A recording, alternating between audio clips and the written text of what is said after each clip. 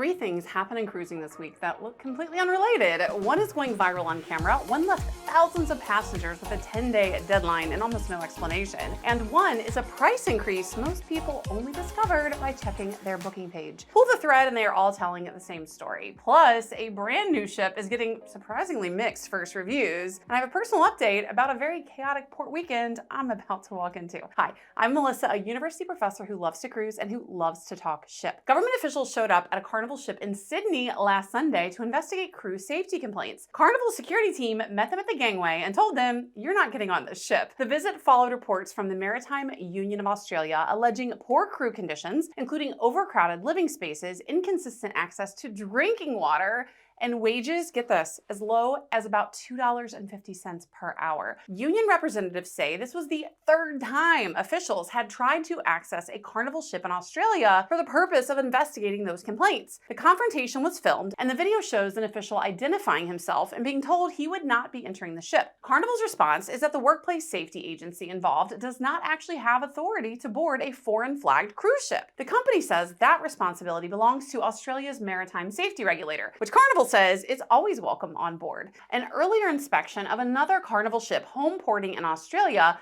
by that regulator did not substantiate the crew condition claims that had been raised. Now, that might sound like a technical argument, but it matters. Cruise ships operate under overlapping legal systems, and that's why they get away with a lot of the nonsense they get away with. The country where the cruise ship is registered is what matters, and the country where it is docked matters, and which regulator has authority can depend on both. Now, what happened here is essentially a jurisdiction fight at the gangway, and it's worth understanding that this is not a loophole someone found. This is how the cruising system is built. When you are on a ship sailing in foreign waters, the answer as to who is watching out for the people who work there is pretty complicated, more so than most passengers ever even think about. Now, that is one cruise line deciding who gets access to its ship, but this next story is all about how much information passengers need about why their vacation just poof disappeared. If you had a fall Baja cruise booked on Carnival Firenze out of Long Beach, well, you better check things because your sailing might have just disappeared. Carnival has canceled a block of sailings between mid-October and mid-November 2026, covering about 5 weeks of 3 and 4 night trips to Ensenada and Catalina Island. Passengers received an email saying that the cruise line had made changes to itinerary plans, and that was it, the entire explanation. There were no details about what actually changed, no clarification about what might replace those dates, and if your sailing was in that window, you basically have two options, and that deadline is coming up pretty quickly. You have to contact Carnival by the end of March to move to a comparable sailing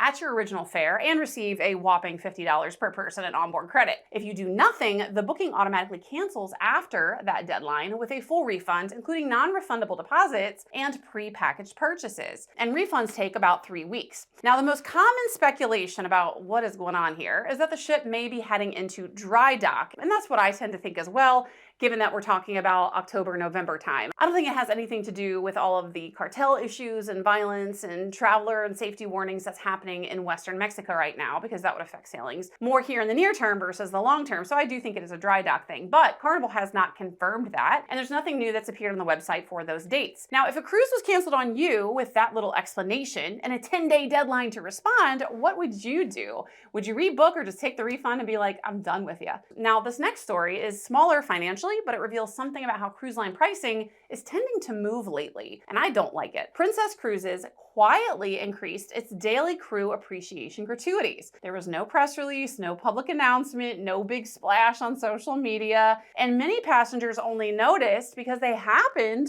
to log into their booking page and they just happen to observe that, hey, the numbers have changed. The new rates are $18 per person per day for standard staterooms and $19 for mini suites and reserve collection cabins and $20 for suites. So that is roughly $1 more per person per day. So on a 7-night sailing for 2 people, it's about $14 more. Nothing huge, but again, this is that boiled frog principle with cruise pricing that we keep seeing, where these prices are consistent, persistent, and gradual. And on the face of it, they're pretty insignificant. But when you add it up as a cumulative, they get to be pretty big. And on longer sailings, this adds up quickly, of course. One passenger calculated that the increase added over 1,600 Canadian dollars in gratuities to her 32-night voyage. Worth noting, if you are sailing with the Princess Plus or Princess Premier package, gratuities are already included in your fare, so you would not see this separately. This is also the second time recently that Princess has made this kind of change without saying anything publicly. Now, as cruisers, it's already hard enough of a pill to swallow when cruise lines increase prices, but at least it's nice when we have a heads up And if we already have a cruise booked, we can go in and do things like make sure that we prepaid gratuities at that lower grandfathered rate or bought Wi-Fi at that lower rate before the price goes up.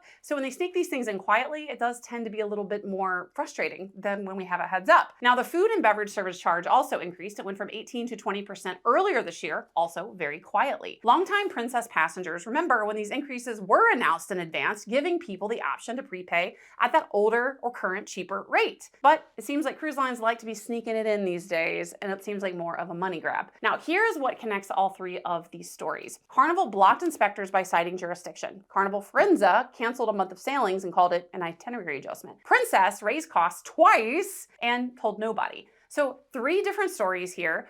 Different cruise lines, different situations, one pattern. Decisions that affect your cruise well-being, your booked vacation, and the charges on your account were made, and the assumption was that, well, you'll find out when you find out. So this is an important reminder in this current day of cruising before your next sailing, and this goes for me too, I gotta do these things. Go online, check your booking, check the current gratuity rate, check for things like Wi-Fi pricing, and if you have cruises booked months out, confirm your sailing is still showing on the cruise line's website, and it just didn't disappear. Because as we have seen, sometimes they do disappear without warning, and that has become a troubling trend. Now, here are a few other stories that I find interesting this week. Disney's newest ship just completed its maiden voyage from Singapore, and the first passenger reactions are surprisingly mixed. Disney Cruise Line usually has a stellar reputation for quality, but one issue that showed up repeatedly involved the sleeping setup in some of the entry-level interior cabins. Guests described thin mattress toppers laid over pull-out style beds with very little floor space once the beds were opened up. The ship's onboard roller coaster also never operated during the sailing because of mechanical issues, and Disney offered $100 per stateroom in onboard credit toward the end of the cruise as a kind of sort of compensation to make up for these shortfalls, although passengers did note that the credit could not be applied to future sailings, and given that it was applied later in the cruise, it was pretty limited as to how useful it actually was. The entertainment and the nighttime fireworks show, on the other hand, they're getting rave reviews, which is good, and this is kind of understandable.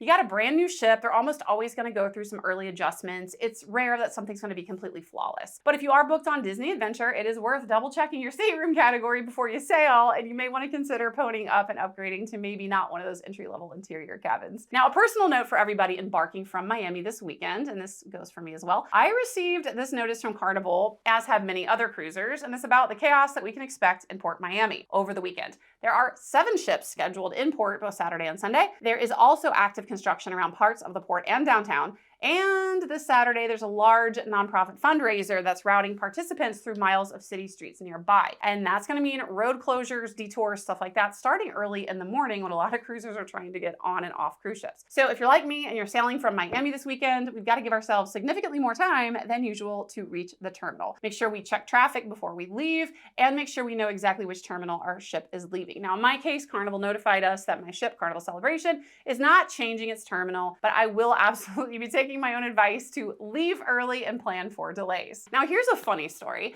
Ahead of an upcoming cruise wedding, a grandmother posted online asking, the audacity, but this is kind of sweet actually if you think about it, but she asked fellow passengers to kindly not wear white to the ship's white night party so her granddaughter would stand out on her wedding day. And this is on a Royal Caribbean ship.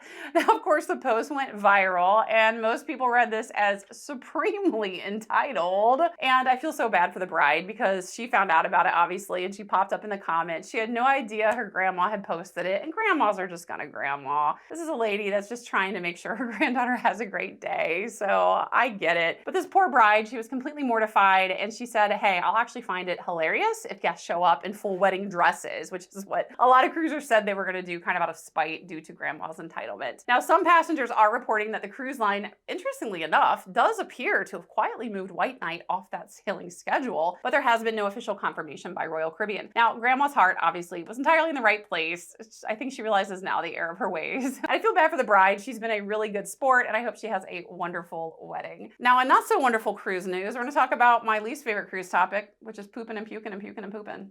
These cruise ships be getting people sick. The CDC is currently monitoring a gastrointestinal illness outbreak on Star Princess. Around 100 passengers and several dozen crew members reported symptoms during a recent sailing. The crew response has been praised by guests on board, and embarkation for the next sailing is being delayed to allow for a thorough cleaning, and that's standard procedure when this happens. And I was on my first ever cruise experience that had an official CDC outbreak. And interestingly enough, a lot of times, at least in my case, you don't find out about it until after you get off the ship. Now, in my case, I noticed stuff was amiss. They took salt and pepper off the tables. They took sugar off the coffee bar. They salted our food for us. They put a lot of hand sanitizer out, stuff like that. So there are signs and things like that. But if it rises to the level of a CDC outbreak, you often don't find out about it until after the fact. Now, critics of cruising love to say, I'd never take a cruise. It's like being on a floating petri dish. And I roll my eyes at that, but you know what? Honestly, friends, it is kind of true. Cruise ships are kind of floating petri dishes. I have gotten sick, unfortunately, a number of times now on cruises and coming home from a cruise. So, you know I'm gonna beat this drum. That's why it's really important to have travel insurance. And I have a travel insurance guide just for cruisers. I'll drop that link below. I also have a video about it, so check that out. And in regards to the how, what, where, when, who, whatever, just make sure you got travel insurance.